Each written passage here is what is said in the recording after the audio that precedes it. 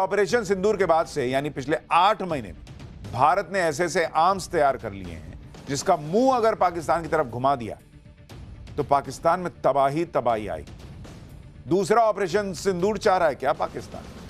यह सिर्फ धमकी नहीं है, इसके पीछे 27 फरवरी वाला डर है क्या? इस रिपोर्ट में देखिए।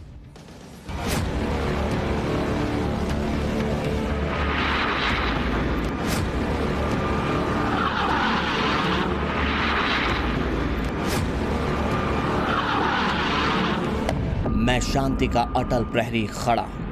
यदि दुष्ट नेत्र इस निश्चलता को भंग करने का साहस करें तो मैं उद्भिद शांति का उग्र प्रवर्तक बन उठूं।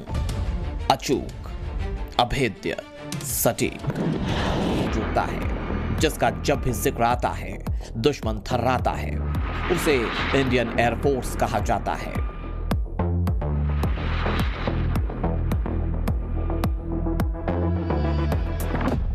पाकिस्तान में डर है, आने वाला फिर मई का मंजर है। मुल्ला मुनीर कांप रहा है, बंकर का साइज नाप रहा है।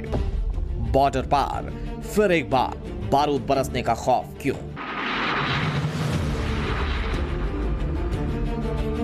डर कह लीजिए, खौफ का नाम दीजिए, या फिर दहशत कहिए। पड़ोस के आतंकी मुल्क की यह नई वाली रुधाली है, क्योंकि पाकिस्तान को एक बार फिर से सिर पर बारूद बरसने के डरावने सपने आने लगे हैं। इंडियन एयरफोर्स इसी महीने पाकिस्तान बॉर्डर के पास युद्धाभ्यास करने जा रही है। इस युद्धाभ्यास का नाम वायु शक्ति रखा गया है, जो पाकिस्तान बॉर्डर के पास जैसलमेर में 27 फरवरी को होगा। इसके लिए नो टाइम जारी हो चुका है और एयर डिफेंस सिस्टम भी एक्टिव हो रहा है। वायु शक्ति एक्सरसाइज में एयरफोर्स के 100 से ज्यादा विमान शामिल होंगे। खास बात यह है कि एक्सरसाइज में वो सारे फाइटर जेट और एयर डिफेंस सिस्टम एक्सरसाइज का हिस्सा होंगे जिन्होंने ऑपरेशन सिंदूर में पाकिस्तान के आतंकी ठिकानों पर बारूद बरसाया था, जिनमें anti aircraft gun, anti drone system, operational readiness platform शामिल हैं। इसमें आकाश मिसाइल सिस्टम के साथ साथ आर्मी की L-70 गन भी तैनात रहेगी। एक्सरसाइज के दौरान पूरी तरह से युद्ध जैसा माहौल तैयार किया जाएगा। यही वजह है कि जिन्ना के मुल्क में अभी से मातम पसर चुका है। 27 फरवरी को एयरफोर्स के वायु शक्ति युद्धाभ्यास में फाइटर जेट राफेल, सुखोई 30, तेजस, मिग-29, जगुआर, मिराज 2000 दिखेंगे। अटैक हेलीकॉप्टर प्रचंड भी एक्सरसाइज का हिस्सा होंगे। एक्सरसाइज को देखने के लिए कई वीवीआईपी भी इनवाइट किए गए हैं।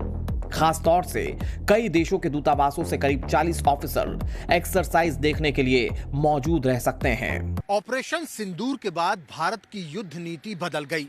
ब्रह्मोस 2, स्विफ्ट के ड्रोन, एआई और स्वदेशी युद्धपोत जैसे हथियार भारत को सुपर पावर बना रहे हैं। भारतीय वायुसेना की मारक क्षमता को जबरदस्त बढ़ावा देने के लिए मोदी सरकार 114 राफेल लड़ाकू विमानों की खरीद प्रक्रिया को तेज करने वाली है। यानी पिछले 10 महीने के दौरान देश के सरहदों की ढाल कई गुना मजबूत हो चुकी है और ये ताकत आने वाले वक्त में कई गुना और बढ़ने वाली है।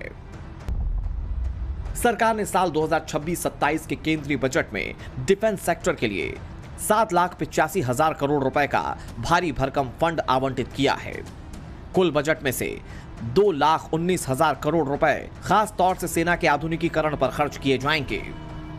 63,733 करोड़ रुपए लड़ाकू विमानों और एरो इंजन की तकनीक को बेहतर बनाने के लिए रखे गए हैं। बजट का एक बड़ा हिस्सा नए रडार सिस्टम को खरीदने में इस्तेमाल किया जाएगा। ऑपरेशन सिंदूर के बाद हमारी सेनाएं करीब हर महीने युद्धाभ्यास कर रही हैं। नवंबर में जैसलमेर में तीनों सेनाओं ने बड़ी एक्सरसाइज की थी। इतना ही नहीं, देश के आर्मी चीफ साफ कह चुके हैं कि ऑपरेशन सिंदूर ट्रेलर था।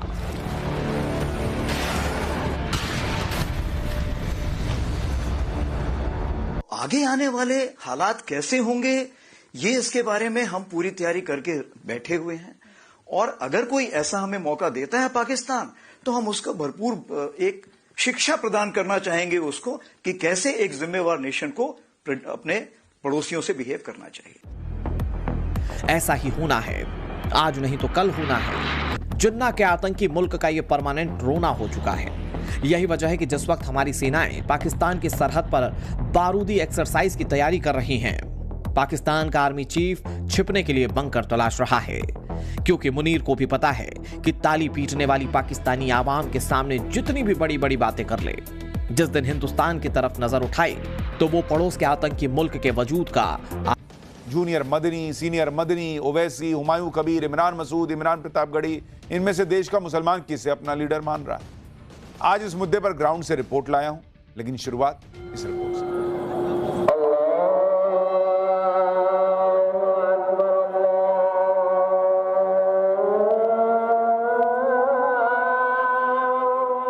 राजनीति में धर्म या धर्म की राजनीति, सवाल ये आज का नहीं है। आजादी के बाद से सेकुलर भारत की राजनीति में ये बहस आम रही है। एक बार फिर देश की करीब 20% मुस्लिम आबादी और इसके वोट बैंक पर दावेदारी को लेकर सियासी जंग जारी है।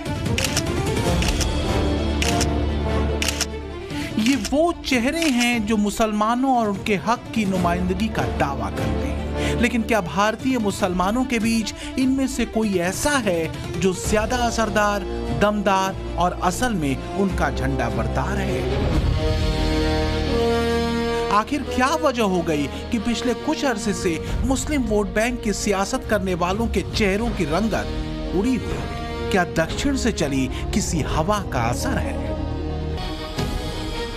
ओवैसी AIMIM का परचम लेकर हैदराबाद से निकले। बिहार के विधानसभा और महाराष्ट्र के निकाय चुनावों में AIMIM के प्रदर्शन ने मुस्लिम वोट बैंक की सियासत करने वाली कथित सेकुलर पार्टियों के नेताओं की सांसद बढ़ा दी है। सवाल है कि क्या 26 में बंगाल की धरती पर ममता की मुसीबत बढ़ने वाली है? 27 में यूपी के समर में अखिलेश की फजीहत होने वाली है। बड़ा रोचक है बैटल ऑफ नॉर्थ और battle of east.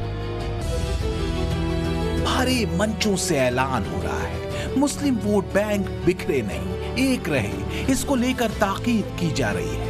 Bihar election के बाद महाराष्ट्र के लोकल बॉडी नतीजों के बाद से पारा चढ़ा हुआ है।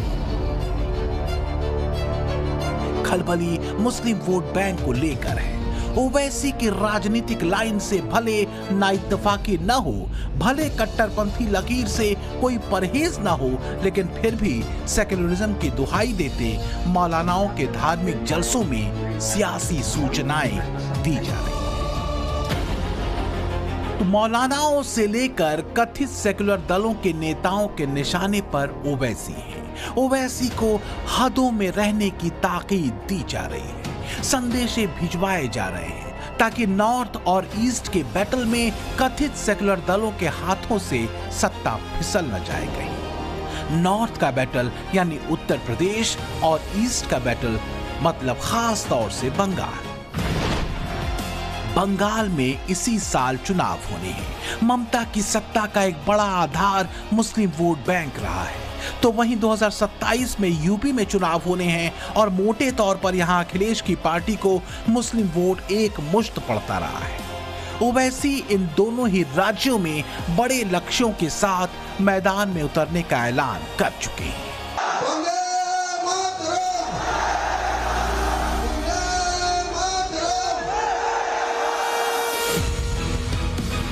बंगाल नजदीक है, बिहार के भी और चुनावों के हिसाब से भी। पिछले दिनों बंगाल में ममता बनर्जी की पार्टी से अलग हुए हुमायूं कबीर ने मुर्शिदाबाद में बाबरी मस्जिद की नींव रखी। तब से मुस्लिम वोट बैंक के एक अहम दावेदार के तौर पर उनकी गिनती भी हो रही। वो तो खुद को बंगाल का ओवैसी तक कहते हैं। जिस तरह से इस कार्यक्रम में मुसलमानों का हुजूम उमड़ा, उसे ममता बनर्जी के लिए एक सियासी खतरे के तौर पर देखा गया।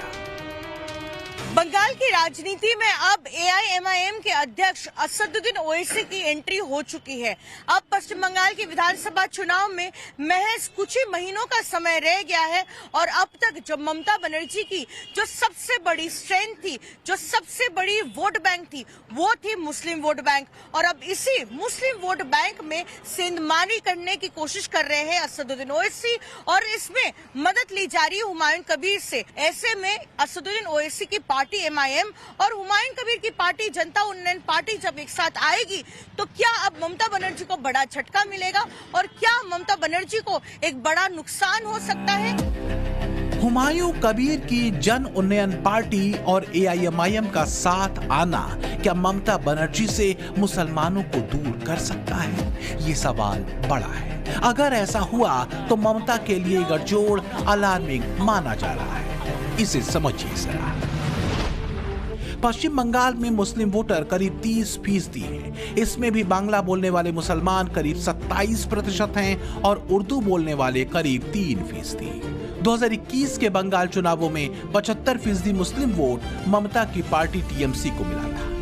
इस बार अगर हुमायूं कबीर और ओवैसी साथ साथ आए और बंगाल में बिहार और महाराष्ट्र वाली रफ्तार पकड़ी तो सीधा असर ममता बनर्जी के 75% मुस्लिम वोट बैंक पर पड़ेगा। मतलब डायरेक्ट इफेक्ट उन 6 जिलों की सीटों पर पड़ सकता है जो मुस्लिम बहुल है। इसमें मुर्शिदाबाद में 66% मुस्लिम आबादी है, जंगीपुर में 62%, मालदा में 51%, उत्तर दिनाजपुर में 50%, बीरभूम में 37% और दक्षिण परगना में 35.5%। इसमें भी कम से कम 40 से 50 सीटों पर मुसलमान वोटर असरदार भूमिका में है। 2021 में जब ओवैसी ने बंगाल की सियासी जमीन पर कदम रखा था, तब से ममता ओवैसी को बीजेपी की बी टीम बताती रही है ताकि मुस्लिम वोट बिखरे नहीं। মাইনরিটিসদের ভোট ভাগ করবার জন্য আবার হায়দ্রাবাদের একটা পার্টিকে ধরে এনেছে। সেই পার্টিটা আবার এখানে কয়েক টাকা জোগাড় করে বিজেপি টাকা দেয় আর বিজেপির টাকায় ওরা এটা করে যায়। बिहार इलेक्शन में AIMIM के एक बार फिर 5 सीटों पर जीत का परचम लहराने के बाद एक बात तो साफ हो चुकी है कि मुसलमान अब ओवैसी को बीजेपी की बी टीम मानने को तैयार नहीं। तो क्या इस बार बंगाल चुनावों में ओवैसी मुसलमानों के विजयी सालार निकालने में कामयाब होंगे?